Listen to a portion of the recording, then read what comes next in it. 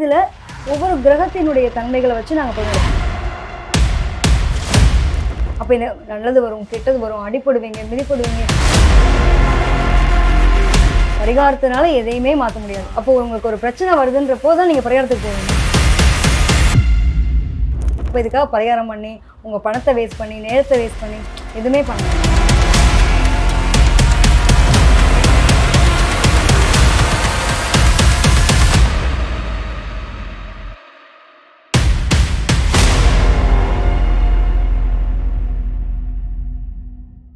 இப்போ ராஜநாடி அப்படின்னு பார்த்தீங்கன்னா ரொம்ப யூனிக்காக எல்லாருக்குமே புரிகிற வகையில் எடுத்து கொடுத்துருக்காரு என்னோட குரு காப்பாத்திவன் சார் தான்.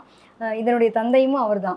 இப்போ நிறைய பேர் மக்கள் மத்தியில் வந்து ஜோதிடம்லாம் பெரிய விஷயம், அதை கற்றுக்கிறதுக்கு ரொம்ப டைம் எடுக்கும் அப்படின்றதெல்லாம் தாண்டி ரொம்ப யூனிக்காங்க. யார் வேணாலும் ஜோதிடம் கற்றுக்கலாம். உங்களால் வந்து ஒரு விஷயத்த வந்து ரொம்ப யூனிக்காக அழகாக எல்லார் வீட்லேயுமே போய் அவங்களோட ஜாதகத்தை வச்சு ஒரு பலன் எடுத்து சொல்லலான்ற அளவுக்கு ரொம்ப யூனிக்காக கொடுத்துருக்காரு. இது என்னென்ன எளிமையான முறைங்க, ஓப்பனாக சொல்லணும் அப்படின்னா ரொம்ப எளிமையான மெத்தடு. ஆனால் அக்யூரன்சி சூப்பராக இருக்குங்க. இப்போ இந்த பலனுக்கு இதுதான் நடக்கும் அப்படிங்கிற மாதிரி எளிமையாக எடுத்து பார்த்து சொல்லலாங்க, பலன் சொல்லலாம். இப்போ நாங்கள் எப்படி பார்ப்போம் அப்படின்னா இப்போ ஒரு 12 ராசி கட்டங்கள் இருக்குது. இந்த 12 ராசி கட்டத்துக்கும் அதிபதிகள் இருக்குது. இதெல்லாம் வந்து மக்களுக்கு பொதுவாக தெரிஞ்ச விஷயம். இதில் ஒவ்வொரு கிரகத்தினுடைய தன்மைகளை வச்சு நாங்கள் பலன் எடுப்போம். பல பாரம்பரியத்துலலாம் பார்த்தீங்க அப்படின்னா லக்னம் வச்சு எடுப்பாங்க, சில பேர் நட்சத்திரம் வச்சு எடுப்பாங்க. இது வந்து நாங்கள் அப்படிலாம் இல்லை, கிரகத்தினை வச்சு மட்டுமே நாங்கள் எடுக்கிறோம். இந்த கிரகம்லாம் எப்படி என்னவா நாங்கள் பார்க்குறோம் அப்படின்னு பார்த்தீங்கன்னா ஒவ்வொரு கிரகத்துக்கும் ஒவ்வொரு உறவுக்காரத்துவமாக பார்க்குறோம். இப்போ சூரியன் எடுத்துட்டோன்னு வச்சுக்கோங்களேன். அந்த சூரியன்னா யார் அப்படின்னு ஒரு கொஸ்டின் மார்க் வருது இல்லைங்களா? இந்த சூரியன்னா நாங்கள் ராஜநாடி விதியில் எப்படி எடுக்கிறோம் அப்படின்னா தந்தையாக பார்க்குறோம், மகனாக பார்க்குறோம், ஒரு ஆளுமை பண்பாக பார்க்குறோம், தன்னோட மாமனாராக பார்க்குறோம்.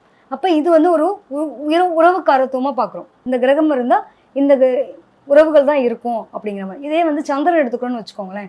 சந்திரன்னா நம்ம அம்மாவாக பார்க்குறோம். அதே மாதிரி ஒருத்தவங்களுடைய வசிப்பிடம் சொல்கிறோம் இல்லையா, இடம் சம்மந்தப்பட்ட அதை பார்க்கும்போது சந்திரனாக பார்க்குறோம். இப்போ ஒருத்தவங்களுக்கு என்ன மாதிரி நிலைகள் இருக்கும் அப்படிங்கிற மாதிரி, இப்போ எந்த ஊரில் இருப்பாங்க எப்படின்ற அந்த குறிப்பிட்ட இடங்கள் பற்றி பேசும்போது நம்மளுடைய மனம் இருக்கு இல்லையா, அது சம்மந்தப்பட்ட யோசிக்கிறதுக்கும் இந்த சந்திரன கிரகத்தை நாங்கள் எடுத்துக்கிறோங்க. இப்போ செவ்வாயின்னு எடுத்துக்கும் போது நம்ம வந்து நம்மளுடைய உறவுகளில் பார்க்கும்போது நம்மளுடைய ஆண் நண்பராக பார்க்குறோம். அதே மாதிரி நம்ம உடன் பிறந்த சகோதராக பார்க்குறோம். அதே நம்மளுடைய கணவராக பார்க்குறோம். அப்போ இந்த நிலைகள் இருந்தது அப்படின்னா இதெல்லாம் வந்து உறவுக்காரத்துவங்க. இது இப்போ புதன் எடுத்துக்கிறோம். புதன்னா யாருங்க? புதன் அப்படிங்கிற கிரகம் வந்து பார்த்திங்கன்னா ஒரு ஜாதகத்தில் நாங்கள் உறவுக்காரத்துவமாக பார்க்குறது தன்னுடைய மகள், சகோதரி, அவங்கள நம்ம பார்க்குறோம். அடுத்து வந்து பார்த்திங்கன்னா இந்த குருன்றது வேறு யாருமே இல்லைங்க, நம்ம தான். எந்த ஜாதகர் வந்திருக்காரோ அவங்களுடைய நிலையை பற்றி தெரிஞ்சுக்கிறதுக்கு நம்ம குருவை பார்க்குறோம். இப்போ வந்து சனின்னு எடுத்துக்கிறோன்னு வச்சுக்கோங்க. அடுத்து இப்போ சனின்னா யார்? ஒரு தொழில்காரகன். இப்போ நம்மளுடைய என்ன வேலை பார்க்க போகிறோம் அப்படிங்கிற மாதிரியான நிலையை பார்க்குறோம். இதுலேயே வந்து என்னென்னா கர்மக்காரகன்னு சொல்லுவாங்க. இப்போ நம்மளோட பாரம்பரியம் சம்மந்தப்பட்ட விஷயங்கள். அப்போ இந்த தொழிலை குறிக்கக்கூடிய கிரகங்கள் இது எல்லாமே வந்து பார்த்திங்க அப்படின்னா சனியை பார்க்குறோம். இதில் வந்து ராகு கேது அப்படின்னும் போது நம்மளுடைய தாய் வழி மூதாதையர்கள், தகப்பன் வழி மூதாதையர்கள்னும் போது இந்த ராகு கேது உள்ளே வருதுங்க. இப்படி ஒவ்வொரு கிரகத்துக்குமே வந்து ஒவ்வொரு உறவுக்காரத்துவமாக நாங்கள் இதை பார்த்து கொண்டு போகிறோம். அப்போ அந்த உறவுக்காரத்துவம் என்ன மாதிரி அவங்களோட வாழ்க்கையில் இருப்பாங்க, இவங்க நமக்கு நல்லது செய்வாங்களா, இதில் கெட்டது செய்வாங்களா, நம்மளோட வாழ்க்கை எப்படியெல்லாம் போகும், யார் கூட பயணிப்போம், யார் கூட பயணிக்க முடியாமல் இடையில கட்டாகும், அவ்வளோத்தையும் இதில் எடுத்துடலாங்க. இப்போ எனக்கு சொல்லுவாங்க இல்லைங்களா, எங்கள் அப்பா கூட நான் பயணிக்க முடியாமல் இருக்குங்க, என்ன காரணம்? அப்போ அவங்களோட ஜாதகத்தில் என்ன நிலைகள் இருக்குது அப்படிங்கிறத பார்க்குறோம். இப்போ சூரியன் கிரகம் எப்படி இருக்குன்னு பார்ப்போம். அப்படியே ஒவ்வொரு உயிர் காரகத்துவத்தோட இவங்க ஒரு நட்பு ரீதியாகவும் சரி, ஒரு ஆளுமை பண்பு, ஒரு நல்ல ஒரு அட்டாச்மெண்ட் இல்லாமல் இருக்கிற நிலை, இது எல்லாத்த பற்றியும் பார்க்கறதுக்கு இந்த உறவு காரக பண்பு அப்படிங்கிறத நாங்கள் யூஸ் பண்ணுறோங்க ராஜநாடி விதியில். இப்போ நம்ம சொல்கிற கிரக இணைவுகள் உங்களோட ஜாதகத்தில் நம்ம சொல்கிறோம் இல்லைங்களா, இந்தந்த கட்டத்தில் இருந்தால் இந்தந்த கிரகங்கள் இருந்ததுன்னா உங்களுக்கு இது மாதிரி நிலைகள் இருக்கும் அப்படிங்கிற நாங்கள் சொல்கிறோம் இல்லையா. ஈஸியான முறை தாங்க இது, நீங்கள் எல்லாருமே புரிஞ்சுக்கலாம். அப்போ எனக்கு இந்த கிரக இணைவு இருக்கா, அப்போ நான் என்ன பண்ணட்டும், எப்படி என்னோடய வாழ்க்கையை அமைச்சுக்கிட்டோம். என்னோடய கிளைண்ட்டே வந்து பார்த்தீங்க அப்படின்னா, மேம் நீங்கள் சொன்னீங்க இந்த கிரக அமைப்புகள் இருக்குது என்னோட ஜாதகத்தில், அதனால தான் உங்ககிட்ட நான் கேட்டு தெரிஞ்சுக்கலான்னு வந்தேன். எனக்கு முக்கால்வாசி விஷயம் நீங்கள் சொல்கிறது எல்லாமே ஒத்து போகுது, அடுத்து நான் என்ன பண்ணணுன்ற கேள்வி வரும்போது இப்போ உங்களை தேடி வந்திருக்கேன் அப்படின்னு நிறைய பேர் என்னோட கிளைண்ட்ஸுமே வராங்கங்க. இது வந்து உங்களுக்கு அறிவியலாக தானேங்க இருக்குது. அறிவியல் காலத்து ஜாதகத்தை நம்புறதுன்றதை விட இது வந்து முழுக்க பிளானட்ஸ் எப்படி இருக்குது, இந்த கிரகங்களினுடைய அமைப்புகள் என்னவா இருக்குது, நம்மளோட வாழ்க்கை என்னமா நகருது.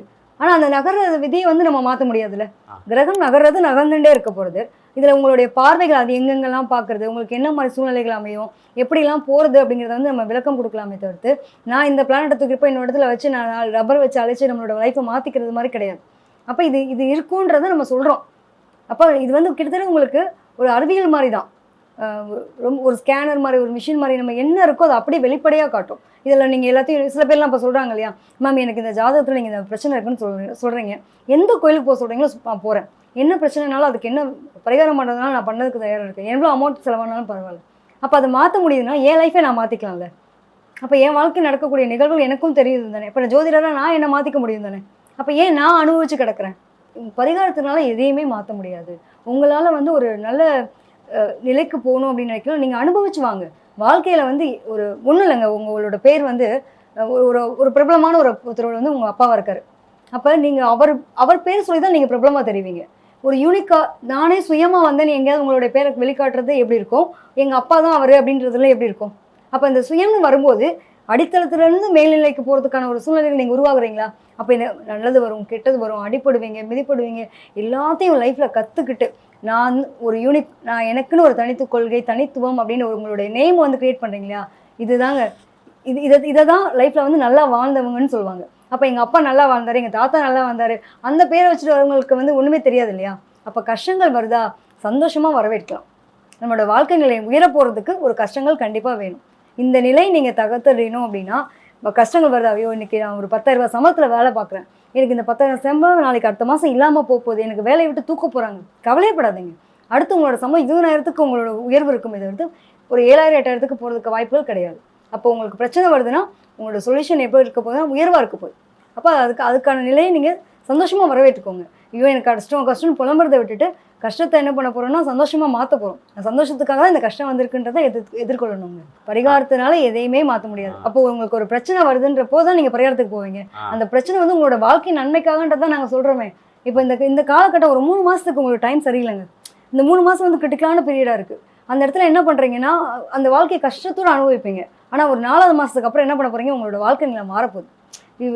ஒரு 10,000க்கு நான் போராடிட்டு இருக்க ஒரு என்னால் ஒரு 30,000 சம்பாதிக்க முடியுதுன்னா நான் அது ரொம்ப ஹாப்பி தானே. அப்போ இந்த நிலைக்கு வந்தால் பரவாயில்ல தானே. ஒரு எக்ஸாம்பிள் சொல்லணும் அப்படின்னா, ஒரு பெட்டிக்கடை வச்சு ஒரு ஆள் உட்காந்துருக்காரு. திடீர்னு பார்த்தீங்கன்னா ஒரு ஜேசிபி வச்சு கவர்மெண்ட்லேருந்து வந்து இடிக்கிறாங்க. அப்போ என்ன எடுத்தா, ஐயோ என் குடும்பம் என்ன பண்ண போகிறது, நான் எப்படி என்னோட வாழ்வாதாரத்தை நான் என்ன பண்ண போகிறேன்னு அந்த ஆள் ஃபீல் பண்ணுறாரு. திடீர்னு பார்த்தீங்கன்னா அந்த இடத்த தெரிஞ்சோடனே இவருக்கு என்ன பண்ணுறாரு, இவரோட வாழ்க்கை ஏதாவது ஒன்று பண்ணணும்னு நினைக்கும் போது அவருக்கு ஒரு சப்போர்ட் கிடைக்குது. திடீர்னு ஒரு சூப்பர் மார்க்கெட் ஆரம்பிக்கிறார். அப்போ பாருங்கள், ஒரு அடித்தளத்தில் இருக்கக்கூடிய ஒரு பெட்டிக்கடை வச்ச ஒருத்தருடைய நிலை ஒரு இடத்துல உன்னால் இல்லை, இந்த இடத்துல விட்டு நீ நகருன்ற மாதிரி பிடிச்சி தூக்கி எறிய போடும்போது என்ன ஆகுது, அவரோட நிலை அவர் நினச்சி கூட பார்த்துருக்க மாட்டார். என் லைஃப்பில் நான் சூப்பர் மார்க்கெட் வைப்பேனா, இதுக்கான நிலை எனக்கு இருக்கான்னு கூட அவர் யோசிச்சிருக்க மாட்டார்.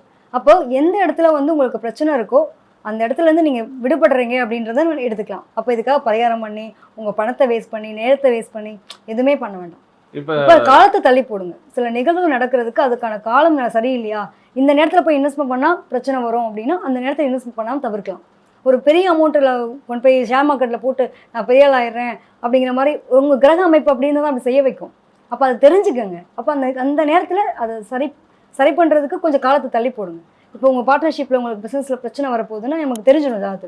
இப்போ பார்ட்னர்ஷிப் இது வேணுமா வேணாமா, அதை எடுக்கலாமா வேண்டாமா, போட்டால் நமக்கு லாபம் கிடைக்குமா கிடைக்காது. அப்போ இந்த நிகழ்வுகளை தெரிஞ்சுட்டு ஒவ்வொரு விஷயங்களும் பண்ண ஆரம்பிக்கும் போது நம்ம விழிப்புணர்வோடு செயல்படலாம். இதுக்காக போய் பரிகாரத்திலையோ பெரிய அமௌண்ட்டை கொட்டணும்னு அவசியம் கிடையாதுங்க. நன்றிங்க.